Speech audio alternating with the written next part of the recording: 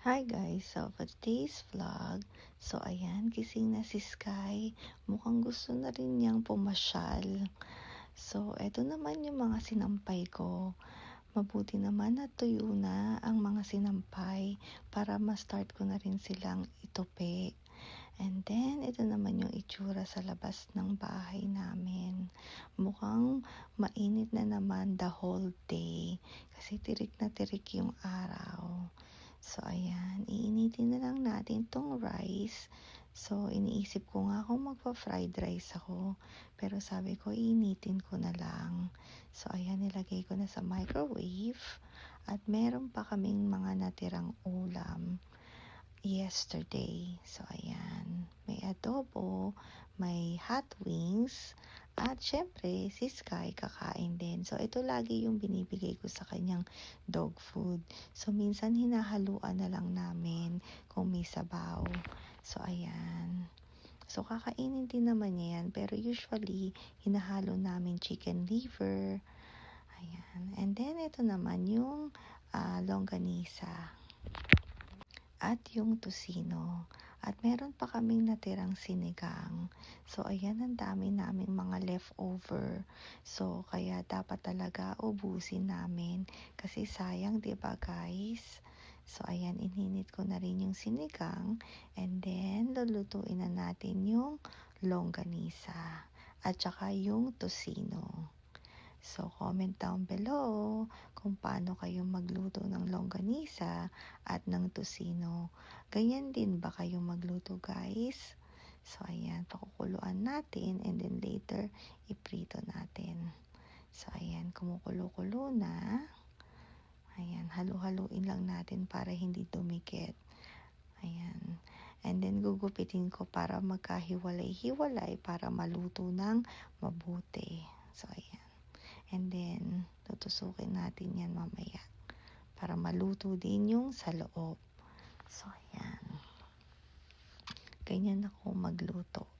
So, ganyan din ba kayo guys? Comment down below. So, ayan. Hindi ako masyadong marunong magluto guys. Dahil usually naman, si G-Style yung nagluluto ng food namin.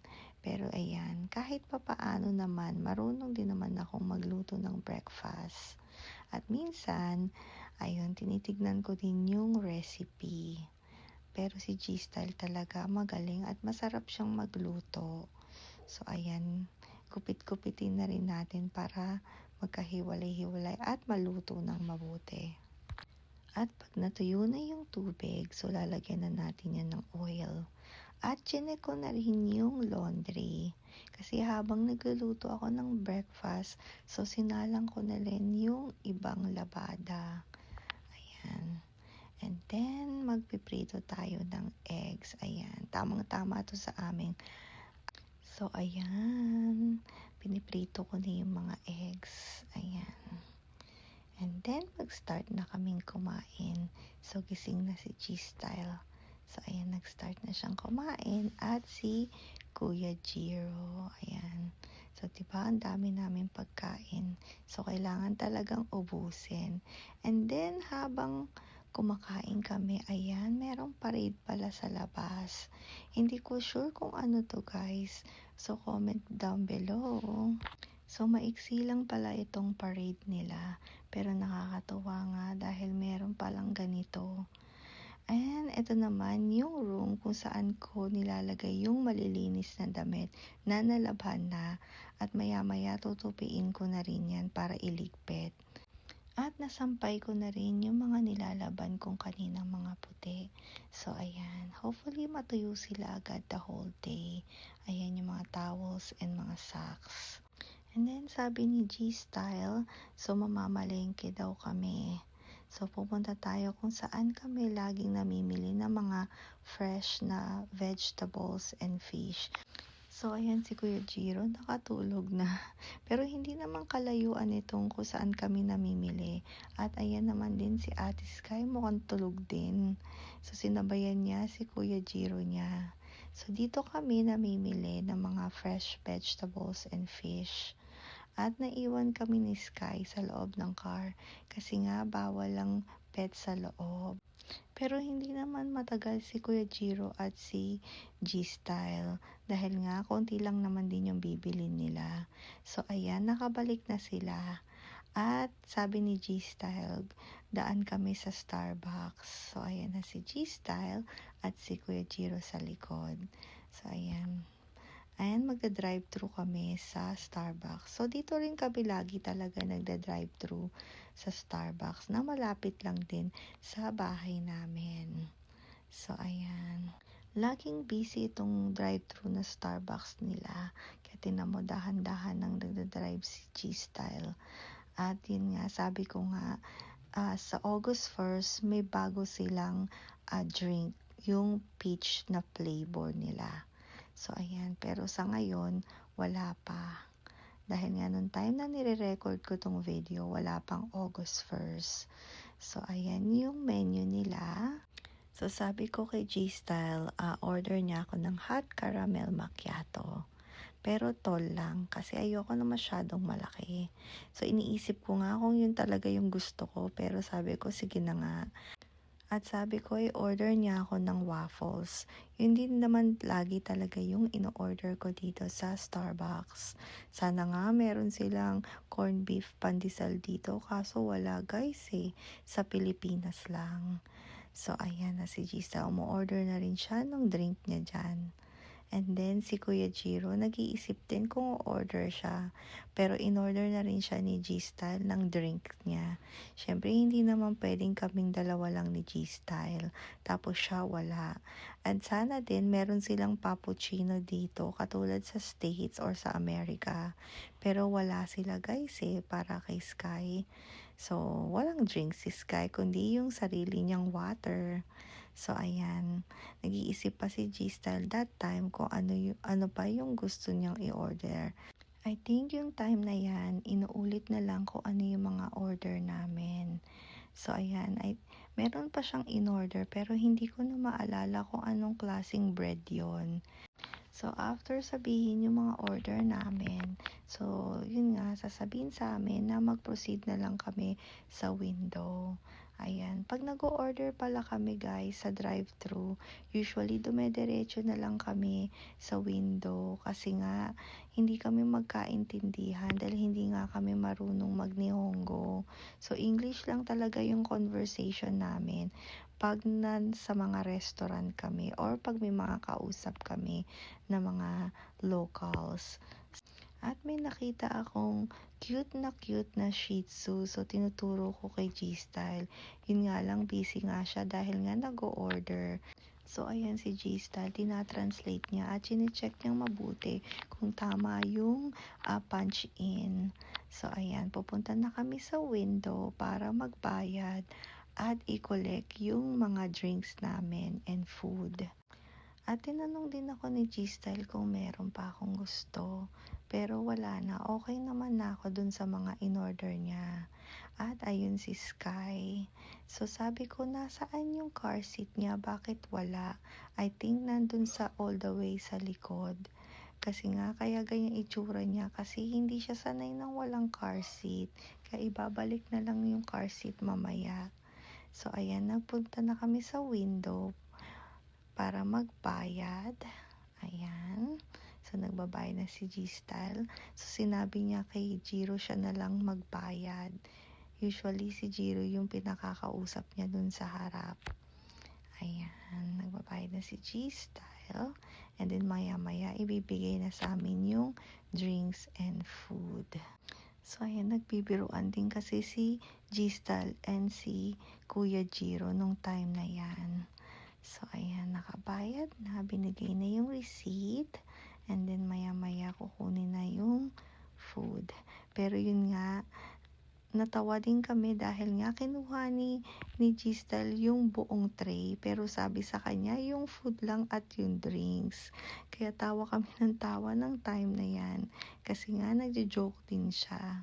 So, ayan pala yung in-order na food kay Kuya Jiro. So, meron din pala akong food. Ayan. Pero, sabi ko kay G-Style, siya na lang kumain yan. Dahil gusto ko lang talagang mag-coffee.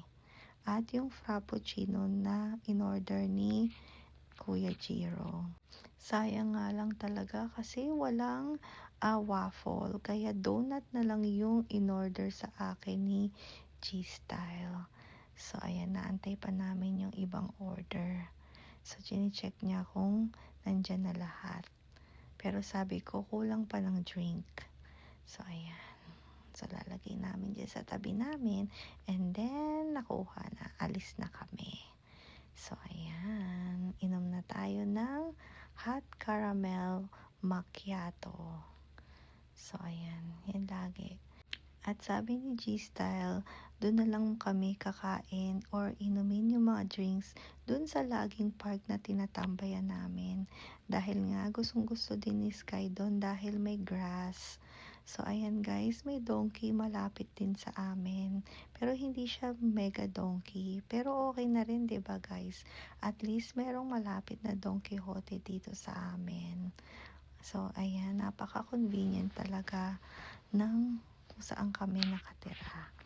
So, ayan na. Nandito na kami sa park. Ayan si Ate Sky. Tuwan-tuwa. O, diba guys? Ang ganda dito. Hindi ko sure guys kung dog park talaga to. Kasi nga, tuwing nagpupunta kami dito, ang dami-daming mga dogs. Dahil may mga maliit, may malaki. So, ayan. Dahil nga, grass area, yan ang gustong-gusto ng mga dogs. Ayan, si G-Style at si Kuya Jiro, mag-start na silang kumain ng mga in-order nila. O, diba? Ang ganda guys, napaka-relaxing. At ayun, naglakad-lakad si G-Style at si Sky banda doon. Ayan, ako naman, syempre, kakain na rin ako ng donut. Pero sana nga waffles ito, diba guys? Pero okay na rin. Dahil masarap naman tong sugar donut na in-order sa akin ni G-Style. At syempre meron din tayong hot caramel macchiato. So comment down below kung anong in-order nyo sa Starbucks. Pero yun nga, kung sa nasa Pilipinas, ang in-order ko talaga corned beef pandesal. Ayan. At kung meron silang bagong drinks. Ayan, kain na tayo guys. Masarap din talaga itong sugar donut nila kasi nga hindi masyadong matamis at with matching kape. Ayan. So, chill-chill lang tayo dito hanggang sa mag-aya ng umuwi si G-Style at mahangin banda dito. So, ayan. Nag-aya na si G-Style umuwi. So, ayan. Napakalawak talaga ng park na to. Ayan. Usually, yung parking, nasa 100 yen lang siya. So, hindi ko lang sure kung fixed siya. Pero usually, 100 yen lang naman yung binabayad namin. Ayan. Kasi hindi rin naman kami nagtatagal. Siguro mga matagal na yung 1 oras. And then, dumaan muna ako dito sa 7-Eleven na malapit sa bahay namin. Dahil nga may bibilin lang ako. Papakita ko sa inyo kung ano yung bibilin ko. So, tara, pasok tayo. So, ayan yung bubungad sa'yo. Pagpasok mo sa kaliwa, meron silang mga product ng Daiso dito. So, ayan. Hulaan ninyo guys kung anong bibilin ko. So, ayan. Pakita ko sa inyo. So, dito ko binibili yung pang-floss ko. So, ito yung floss na ginagamit ko. Hindi ako gumagamit ng string kasi nga nahihirapan ako. Mas madali yan. At nakita ko tong Hello Kitty. So, binili ko rin yan guys. And then, dahil nag-crave ako ng taho, so bibili tayo ng soft na tofu or tokwa. Ano bang pinagkaiba nung guys? Comment down below. Hindi ko sure kung ano pinagkaiba ng tokwa at tofu. Dahil ba yung tokwa matigas and then yung tofu medyo malambot. So, hindi ko alam dito kung alin yun. So, kinuha ko na lang ito guys. And then, nakita ko tong Chinese rice porridge with chicken. Meron pala sila nito. At ito naman yung lutong egg. At tinignan ko rin dito kung meron din silang sago. Pero mukhang wala guys. At nakalimutan kong bumili ng brown sugar syrup. So gagawin na lang natin yan next time. So ayan, uuwi na ako guys. So, lakad-lakad, walking distance lang naman dahil nga malapit lang 'to sa bahay namin. So, ayan na si Sky, inaantay na ako. Siguro sabi niya, "Bakit ang tagal ko?" So, ayan, nakasimangot siya. Dahil nga sabi niya, "Ba't hindi ko siya sinama sa 7-Eleven?" Eh, hindi naman siya puwede. Naglalambing lang yan si Sky pero gustong-gusto naman din niya yan kasi hinahalikan ko siya. So ayan, tingnan mo oh, kunwari lang yan pero gustong-gusto naman niya yan. 'Di ba ang cute ni Sky? At eto, nagluto naman si G-Style and si Kuya Jiro ng fried rice. Ayan, yung longganisa na niluto ko kaninang umaga. So, ayan, hinalo nila. And then, after namin kumain, ayan, magtitina na naman tayo. So, meron pa kaming tea, itong masala chai tea. So, alam ko napakita ko na sa inyo to guys eh. So, ayan. So, sa mga hindi pa nakakita or nakanood ng video, so, ayan, ganyan yung itsura nung tea. So, gagawa tayo ng tea para sa akin at para kay G-Style. So, ayan, gamit na naman yung Curry. Ayan. Meron din naman kaming teapot, pero mas madali ito guys, uminit yung tubig. At ayan ako, so magti-tea na tayo. Si G-Style nandun banda, iniinom na rin niya yung tea niya bago lumamig. So alright guys, thank you guys for watching. See you guys next time. Bye guys!